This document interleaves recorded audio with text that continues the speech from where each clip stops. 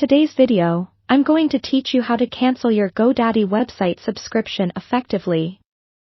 Whether you're switching platforms, no longer running your business, or just taking a break, knowing how to properly cancel your GoDaddy account is crucial to avoid any unnecessary charges.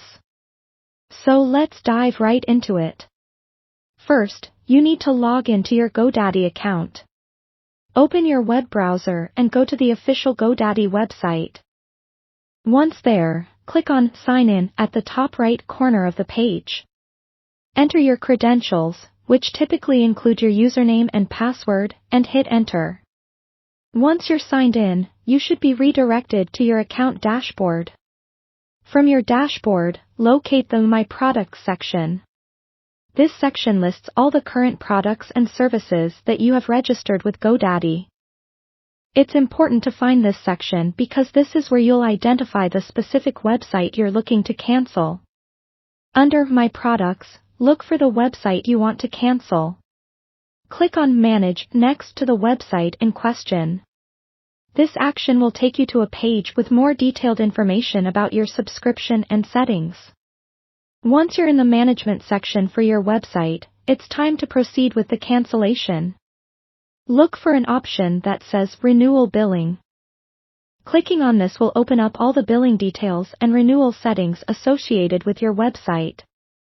GoDaddy usually lists the renewal status of your products here, whether automatic or manual. You'll want to change the renewal settings to manual if they're set to automatic, to ensure no future payments are processed.